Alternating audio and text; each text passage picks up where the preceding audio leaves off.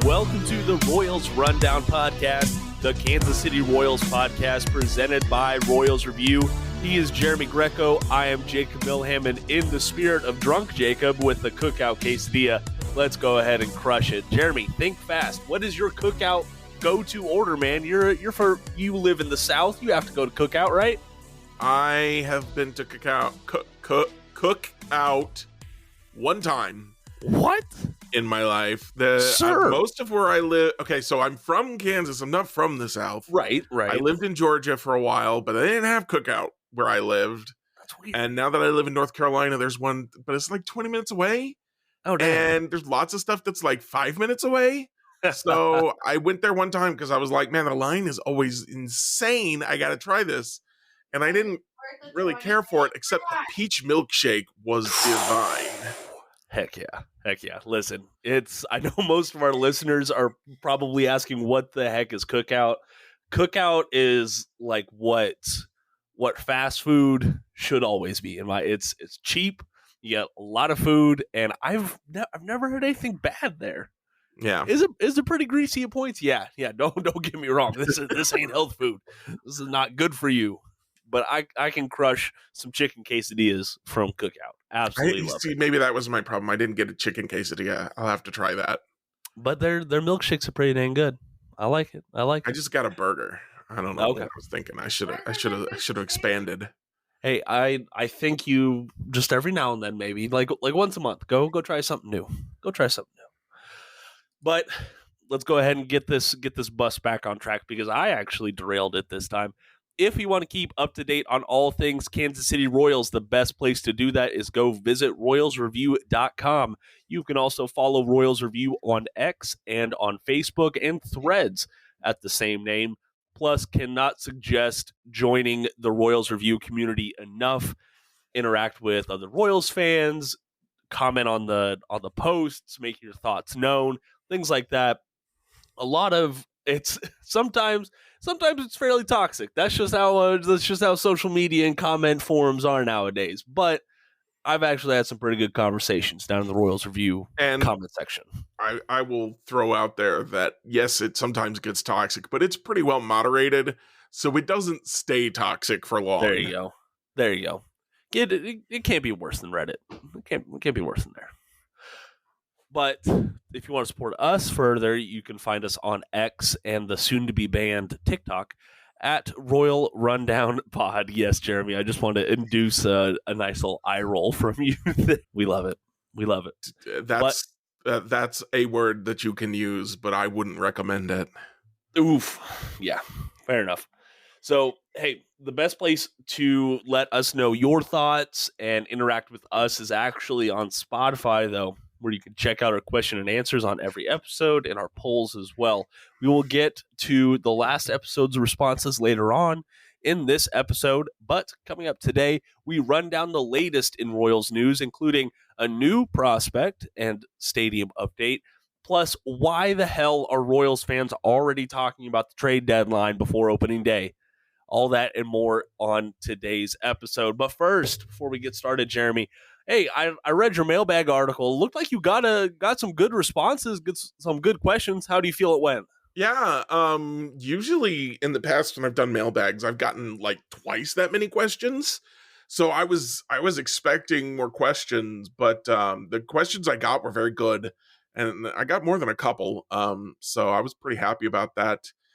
The only thing that was just a little frustrating, as you've kind of already alluded to, are people talking about trading Cole Reagans if he has a good year. Like, the season hasn't even started, and we're already talking about what we might do next off season. Yeah, it really doesn't make a whole lot of sense. But hey, that's why you have mailbags. You get to check the pulse on what people are actually thinking about and what they want to know about. So if you want to go read that mailbag article, yeah, I don't know what letters. Words are hard today. They are. They're really hard. It's almost like we're an audio only platform, Jeremy. We love it. But as I was trying to say, if you want to read that mailbag article, you can read it on royalsreview.com. That will be linked down in the podcast description below. So highly suggest checking that out. Excuse me.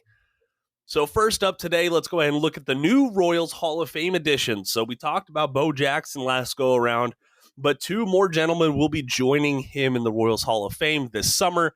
Former general managers John Schuerholz and the late Cedric Tallis will be inducted in the Royals Hall of Fame on June 28th at Kauffman Stadium. Both guys had very different roles with the Royals, but I don't know. I don't truthfully, I didn't know who Cedric Tallis was until like a year or so ago. So disappointed in you. Well, as you should be. I knew who he was 2 years ago. Okay. Oh, wow. Oh, my. But they both had very important roles in just the Royals. One won a championship, the other didn't. But Tallis really he started this whole thing in Kansas City. He was the first general manager for the brand spanking new expansion team, Kansas City Royals.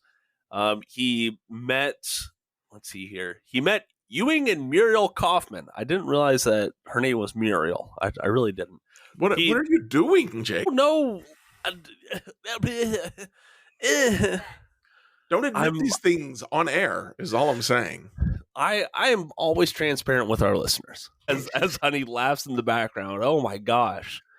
My own wife is throwing me under the bus here.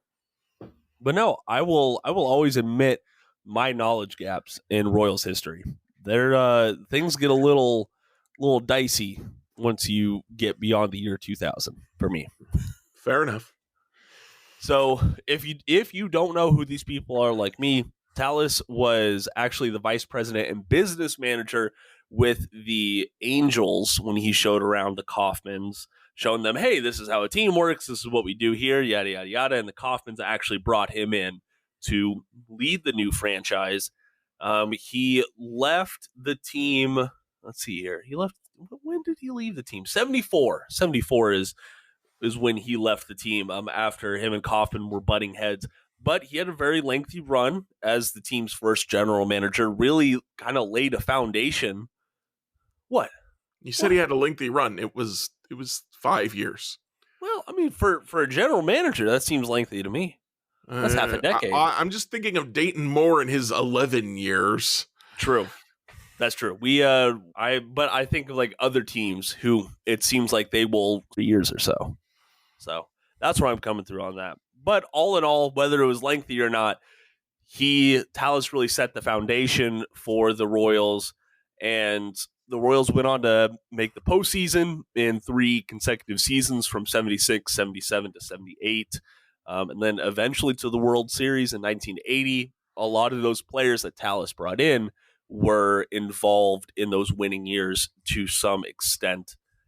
Schuerholz he actually won a World Series. He was the general manager when the Royals won the 1985 World Series, joining the team back in 1981.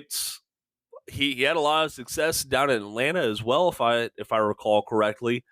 Until he got fired and banned for a year. Yeah, until that happened. Listen, we don't think that's going to be talked about at Kauffman Stadium on June 28th. No, Jeremy. probably not. Nope.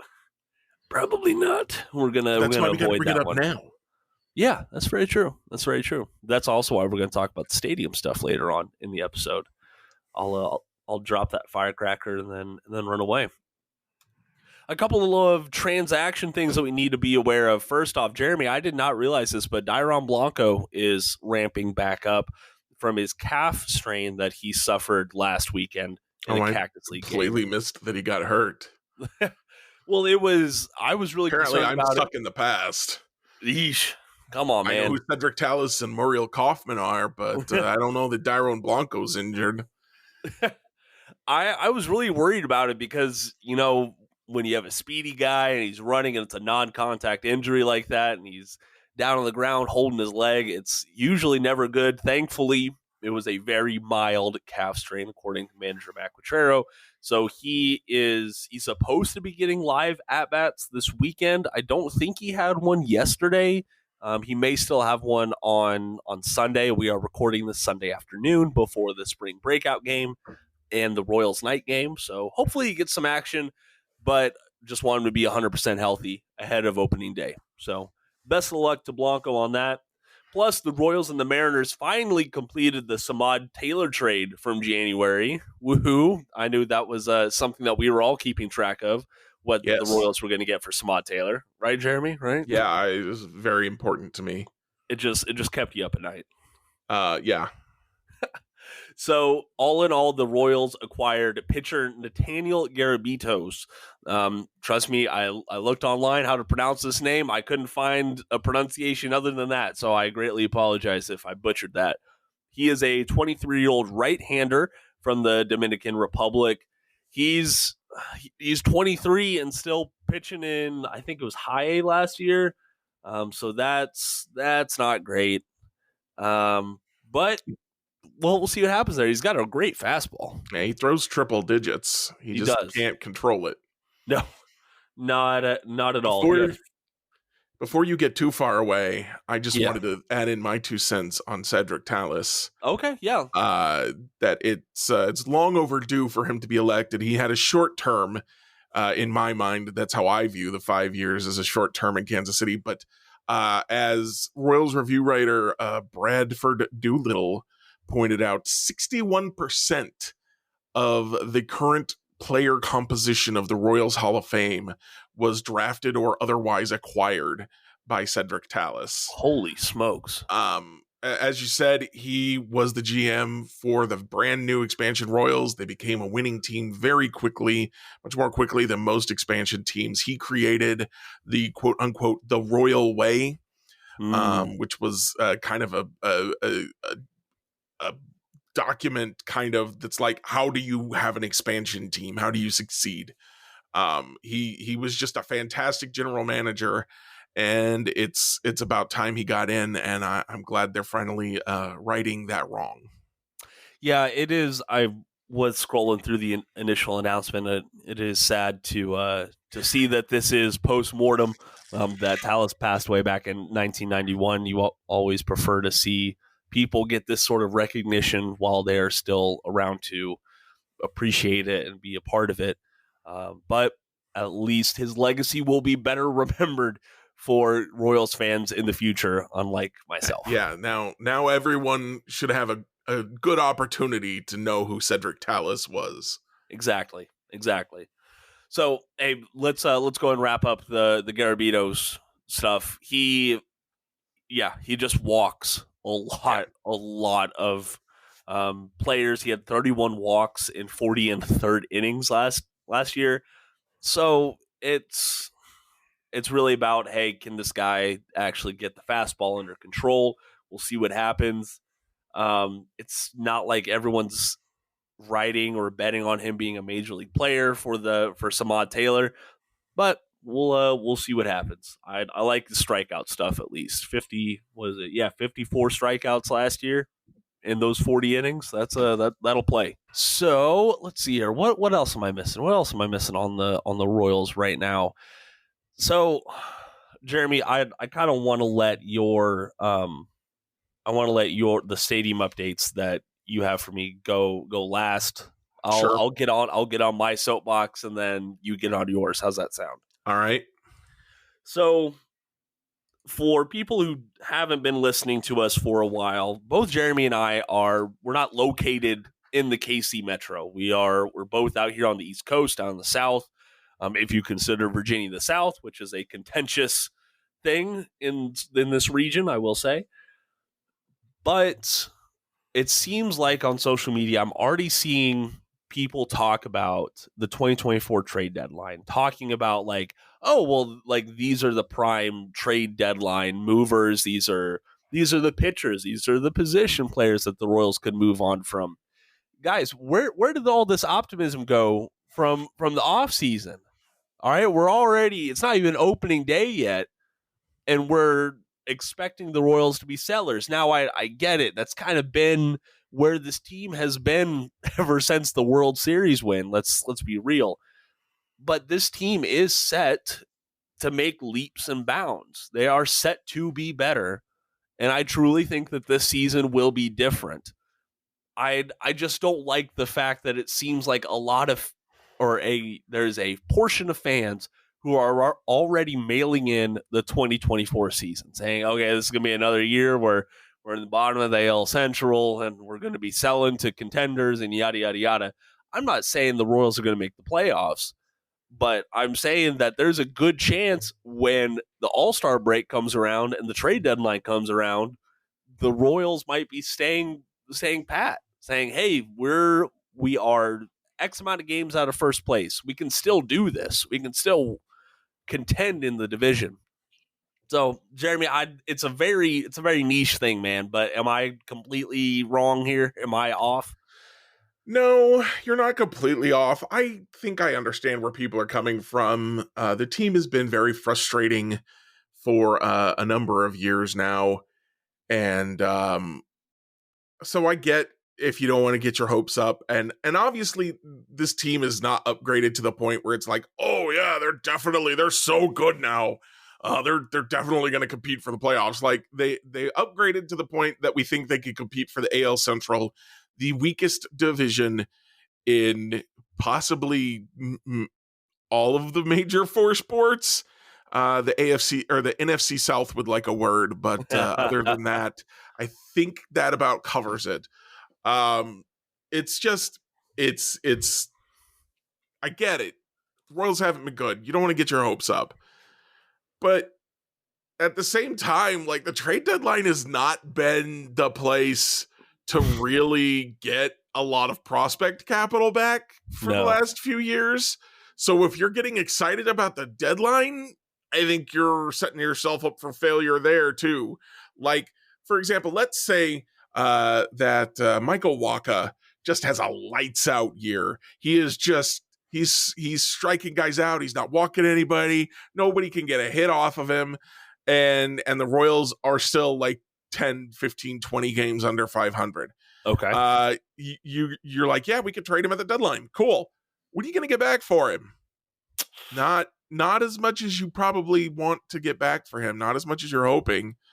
And this is the big problem with the player options that the Royals gave everybody is if these guys don't succeed, they're not tradable, and you got to pay them next year. Yeah. So this could really, if things are as bad as some of the pessimists are saying, this could really backfire on the Royals, and we're not even going to be able to have anything to look forward to at the trade deadline necessarily. Yeah, that's a good point, and I get it. People can point back to the Aroldis Chapman trade working out, us getting Cole Reagans back in return, and I get it.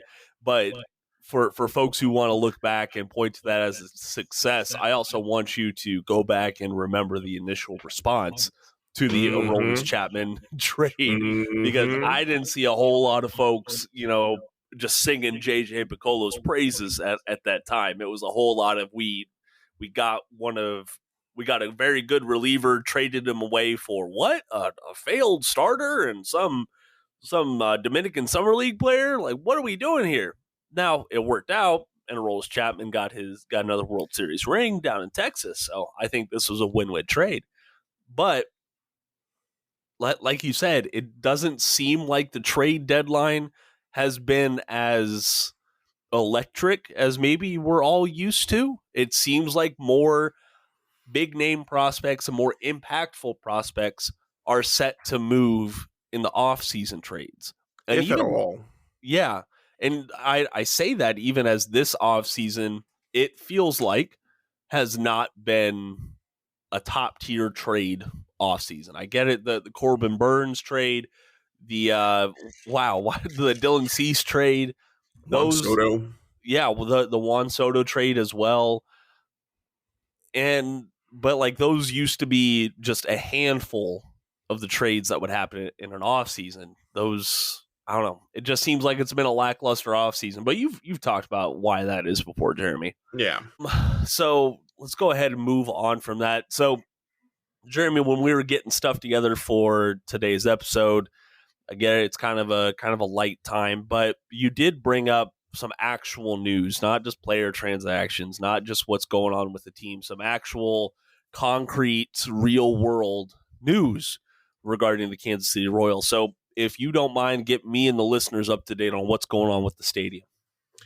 So, part of what's going on with the stadium right now is that the Royals and I think the Chiefs, it's not super clear, but I think both teams are involved in creating a new benefits agreement, so a CBA, but not that CBA, with community leaders in Jackson County to try and, make some promises about what kind of construction they're going to do. Is there going to be affordable housing? Will there be childcare, et cetera, et cetera. And KCUR, which has been, is an excellent website, actually, NPR in Kansas City, for finding out some of this stuff, because they seem to be the only ones writing about it, other than occasionally myself, which I assume is because they're not relying on the team for the teams for access like other outlets are. Yeah. But we don't need to go into all that right now. So basically, these negotiations are happening, but large chunks of the coalition that have been negotiating with the teams have left because the teams just aren't offering anything close to what they're asking for. Now you can argue that maybe they're asking for too much. This says an early proposal put forward by the county coalition that was leaked in February listed nearly 1.4 billion in benefits over the 40-year life of the tax. That's a big ask. They later in the article, it talks about some of the other CBAs that have been agreed to, and those were more in the 100. Excuse me. Bless you. Thank you. The 100 to 250 million dollar range rather than the 1.4 billion range. Yeah. But just because that's what has been done before doesn't mean that it's not appropriate to ask for more than that. Obviously the teams are asking for $1 billion or more in taxes, taxpayer money, to get these stadiums built and renovated. So they should be giving back to the county in the same sense. And they talk about, we're going to bring in so much money. Well, what kind of money are you going to bring in? We're going to bring in so many jobs. What kind of jobs are you going to bring in?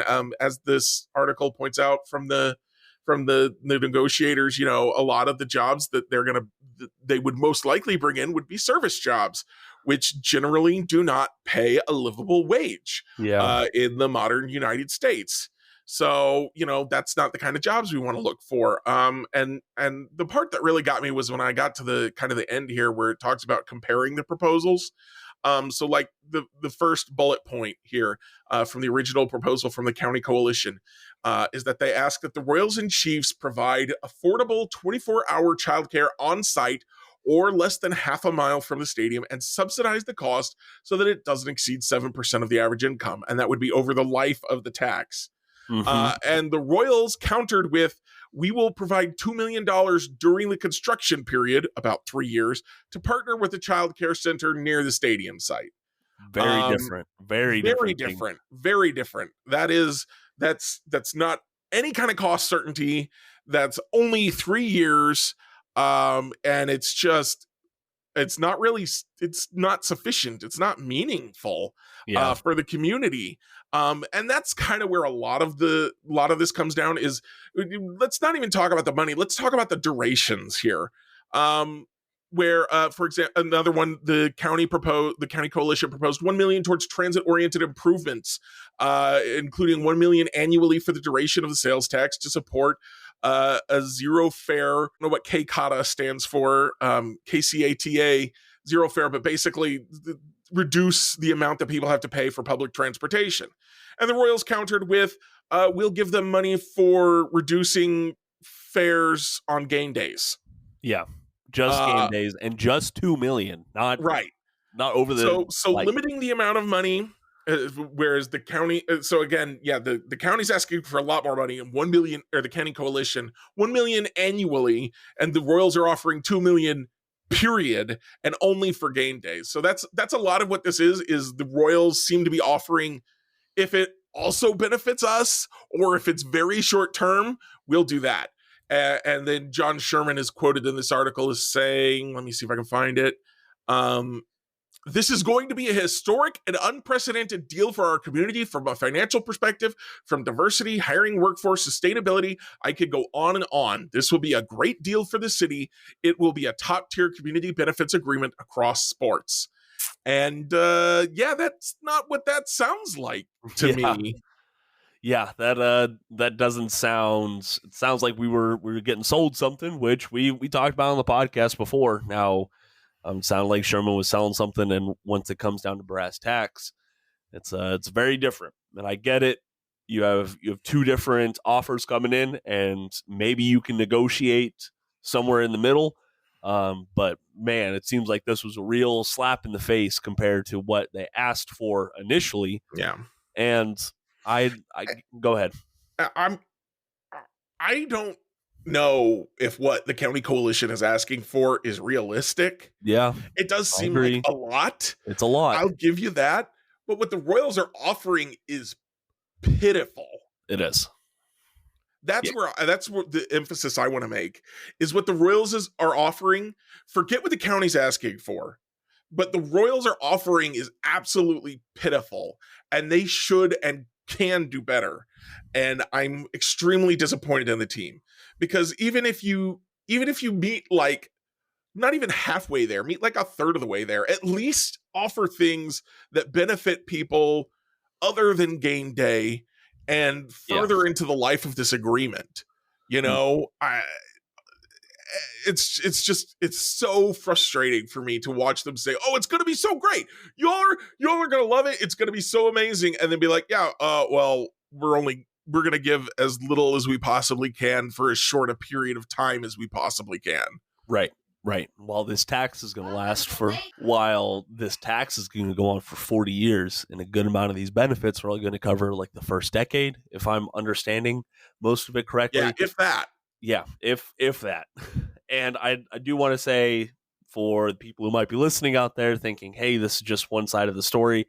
Yeah, I get it. But the fact that KCUR says, quote, a spokesperson for the Royals declined to comment on the record. Yep. Which is not an uncommon response from the Royals. I reached out to them last year about the union negotiation stuff, and I got some no responses and some otherwise short or uninformative answers. The Royals don't like to talk, and they don't have to. Nope. But if they don't want to put their side of the story out there, other than the pie in the sky stuff, then we don't have anything else to go on. Nope. And that's just that is it in its simplest form. If the Royals want to contribute and they want to make this a discussion, they have every opportunity in every venue to do so. But thank you for the update, Jeremy. That's something that I keep on forgetting. That vote is like right around the corner. Yep. And they were supposed to have this community benefits agreement done before the vote, so that people would know what they were getting. And it sounds like it's really not going to happen.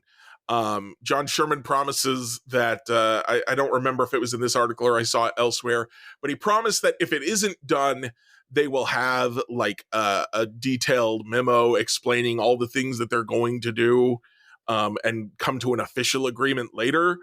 But I can't take them at their word on that, A, happening, and B, that what's in it is real, based on the statements that we've gotten from John Sherman and the team prior to this, and the timelines that they have and have not met. Yep, exactly. And just to provide a little bit more black and white information on this. So specifically, there were two groups in this coalition that left the negotiating table: the Missouri Workers Center and Heartland Center for Jobs and Freedom. They are two of the 5 groups that make up the Good Jobs and Affordable Housing for All coalition. This is a part of the county coalition that we're talking about, representing working class people in the KC area. So I don't know. There's still some people at the table, but not everyone's there. Not everyone's going to be represented. So I'm interested to see how this all shakes out. good job to KCUR for getting this story out there and making it known. Honestly, this piece that they put out is pretty dang detailed and very They're long. they're doing some excellent reporting, and like I said, they're the only myself that I know of that has been reporting on this kind of stuff. So I really appreciate them, going out there and doing that legwork and providing all these details for us to be able to comment on. And I want to just not just comment on it, and certainly not just regurgitate it, but also amplify them. Like, go read the piece on KCUR to get a better understanding of the specifics and everything. Yep. And follow them on a regular basis. There's good stuff happening over there. That there is. And I'll have that article linked down in the podcast description below. And Jeremy, I kind of have a feeling that your Saturday column in the next week or two might be talking more about stadium stuff. Am I right? I'm hoping this coming weekend I'm going to do another roster preview. Uh-huh. I don't have anything more to necessarily add on the stadium stuff right now. Yeah. I brought it up for the podcast because, like I said, I wanted to amplify. Fair enough. Without more to necessarily add, I don't necessarily have anything to write about it. Okay. I like it. Well, And Jeremy, also, I gotta admit, I'm super duper tired of the stadium stuff, and I say this every time, and it remains true. I'm tired of writing this stuff. I'm tired of reading this stuff. I'm tired of thinking about this stuff. I would love it if the Royals would just do the right thing and treat people well. And I could talk about how exciting it was for a new stadium or something like that. It just hasn't happened.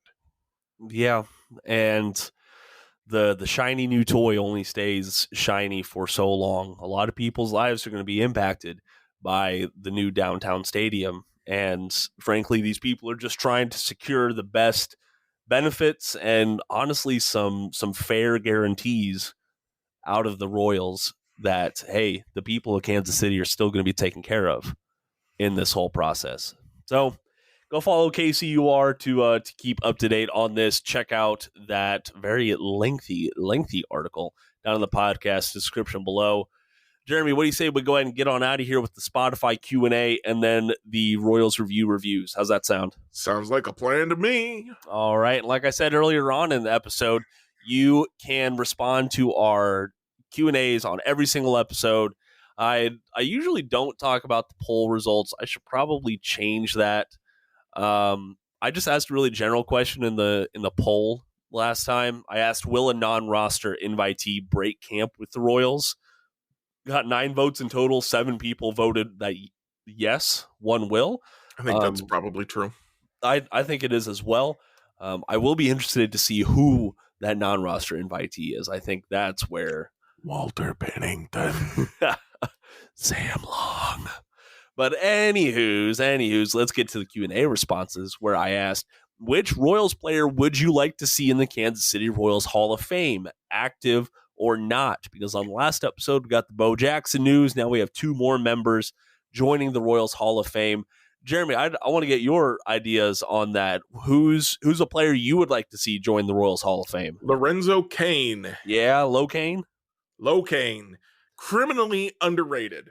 God, dude finished 3rd in MVP voting in 2015, and he's still not as beloved as he should be.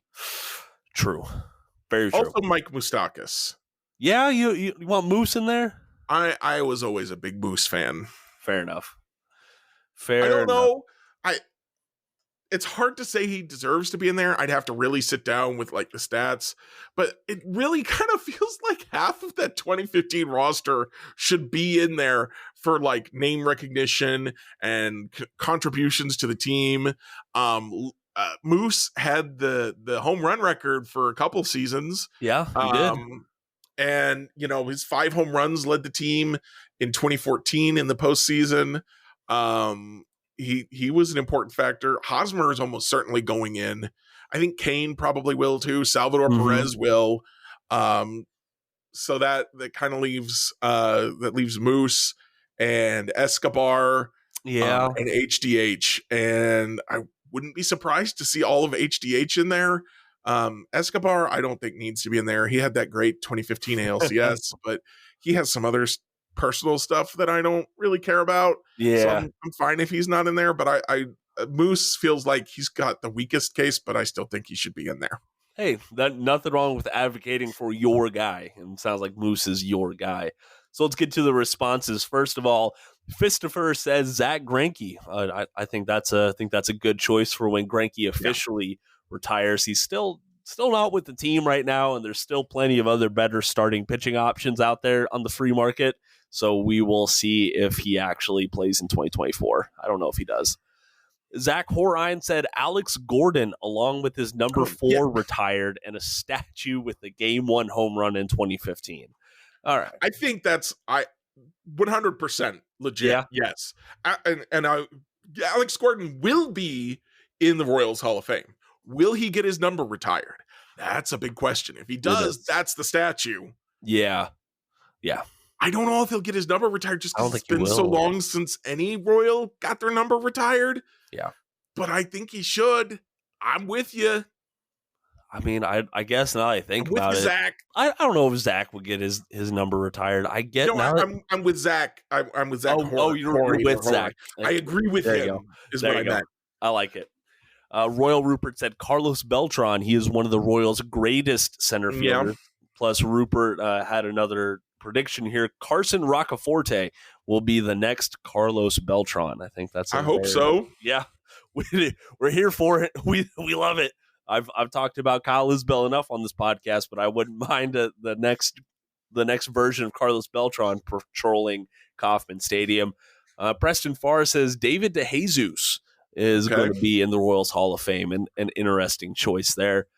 Frank Giovanni. Oh my gosh, I'm sorry everyone, I'm struggling today.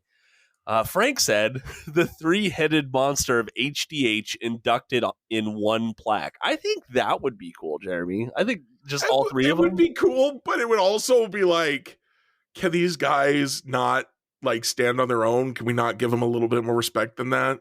I mean, how well did they stand on their own? I mean, after they left the Royals, they weren't good. Sure, exactly. I get that. Exactly. But they were good even without the others while they were pitching for the Royals. That's true. I was more thinking of the Royals tenure, I guess. Yeah, I don't know. I would like all 3 of them to be inducted individually, and then you can also have like a group plaque and just be like, listen, these guys belong together, but also they deserve to be here apart too. Okay. That's I think that's fair enough. And then Isom Benson says Billy Butler, another guy, just one of the guys on that championship roster. I would put Billy Butler in. I'm a big Hall guy though. So like if I was a small Hall guy, I understand the arguments against him. Mm-hmm. But when I think he's also a little underrated.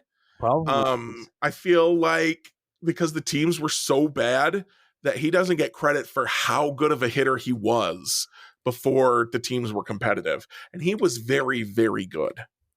That he was. And I'm over here. I'm misspeaking. He did not win the World Series. He's not on the 2015. He was on the 2014 team. Yep.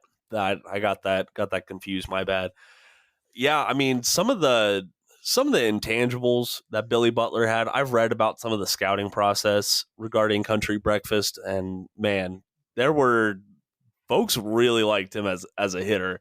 And I wonder if that limits like how much credit people give him, is that he was just a hitter. Like you don't want that man in the field. No. Edgar Martinez, David Ortiz, just saying. Yeah. Now, is Billy Butler as good as either of those guys? No. So do not put Billy Butler in the National Hall of Fame. but in the Royals Hall of Fame. Yeah. I always forget too that he stopped playing very young as well. Yeah. He was only 30. 31, yeah. Yeah. Something like that. But I like all those responses. I think I would have to dive in a little bit more on David DeJesus and like how he stacks up with other Royals. Yeah, I would too. I know that guys like Preston, real stat heads, always bring him up. And I remember the Royals one year had a push for him to win a Gold Glove because that Yeah. was the only player who could possibly win any award for them that year. He did not win the Gold Glove. David DeJesus was really good. I know some people say that he suffers from the same thing as Billy Butler, that he was better than you remember because the teams around him were so bad. So yeah, I would probably have to dive back in on him a little bit too. Okay. I like it. Well, hey, speaking of diving in, let's go ahead and dive into some Royals reviews. I'll go first, and then Jeremy, you pick it up, and Honey is going to slide over for. Honey just canceled on me. She All right. just annexed her appearance, so All right. I'll knock mine out, and then Jeremy, you close us out. How's that sound? All right, my quick one is going to be so. Honey and I sat down this morning and watched the first 2 episodes of a new Netflix show called The Gentleman, which if you don't know who Guy Ritchie is, I would highly suggest going and finding some Guy Ritchie movies to go out there and watch. But what it is, this is it's not a direct sequel, but it's a continuation of the story from Guy Ritchie's. I gotta look up to see when that first movie came out. And he said it came out in 2019. So he released that movie in 2019, and then Miramax and Netflix just came out with the series. It's stylistically, it's great. Giancarlo Esposito is in it as kind of him. Yeah, I love him too. He's kind of in it as the big bad right now, and it's all in Britain. So that's kind of different and cool, and it's just very stylistically attractive.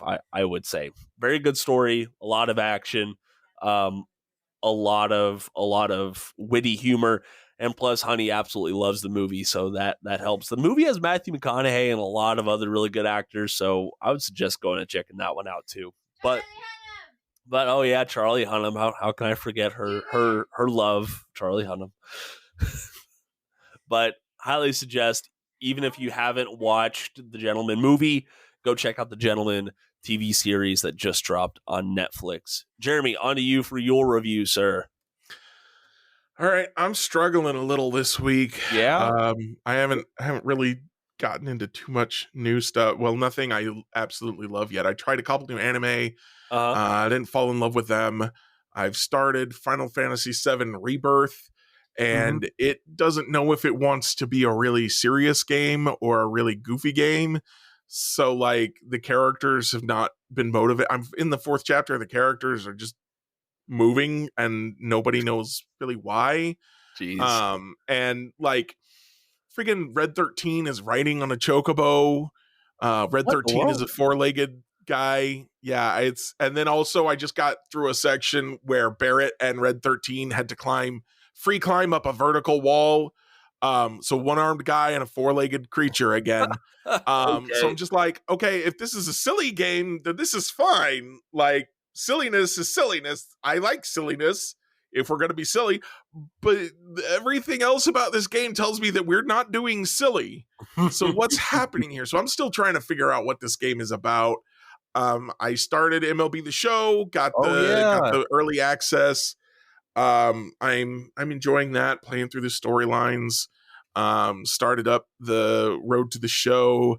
The animations in the Road to the Show, like the narrative segments are unique. Let's just put it that way. Huh? Unique.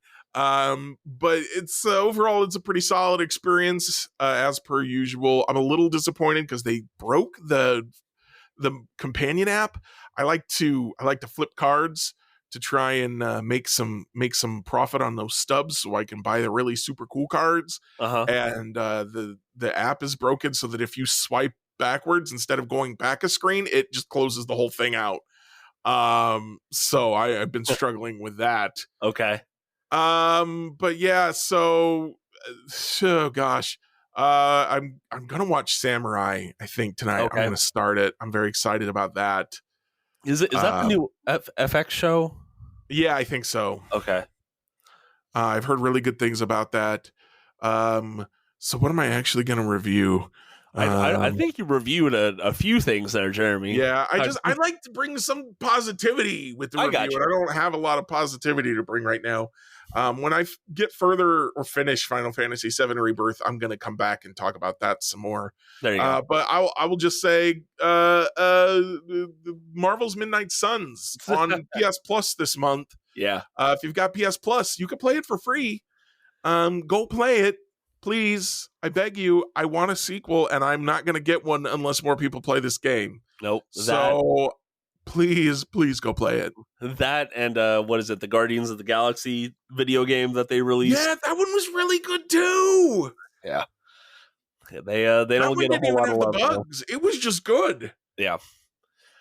Oh, but it's only people only talk about it when something bad's going on, right? Unless it's Helldivers. Well, I think the problem with Guardians of the Galaxy is it came out right after the Avengers video game. Oh, did it really? Which had a lot of negativity around it after people got like the campaign of the Avengers video game was so good. But the post-game live service stuff was bad. So it was overall a negative experience. So I think people went, oh, well, so that Marvel game sucked, so this Marvel game is gonna suck. And to a degree, I think they even did that with Marvel's Midnight Suns. So that it didn't get the post-launch support that it was necessarily supposed to get. It ended earlier than it might have otherwise. So I'm almost like, go play all the Marvel games, please. I'd say at least go check them out. Some of them, they're not for everyone. They certainly ain't. But they're better than you think they are. Yeah, that's the Avengers one. The campaign was really, really fun. Yeah, but just some of these big video game developers, sometimes they just don't follow up on the product like they should. Yeah, I could go into a whole rant about live services and how that's causing problems in the industry right now. Yeah. In various ways. It's not just, video game developers are bad. There's other stuff with live services that are damaging it too, but yeah. But that's for another time. For another podcast. Yeah, for a whole other podcast episode. But that is going to do it for us today. Please drop a 5-star review, subscription, reaction, follow, whatever the heck your platform has to keep track of us and give us some good ups. We would greatly appreciate it. It really does help out the podcast. Make sure to check out Royals Review for the news, analysis, and commentary you need on all things Kansas City Royals. Make sure to go create a profile, join the comment community over there as well. For myself and Jeremy, thank you, listeners, for supporting us. If you ever have a question or want us to talk about something or a certain player specifically, you just hit us up on X. Our social media links are down in the podcast description below. And until next time, go Royals. Alec Marsh is going to be the number 5 starter.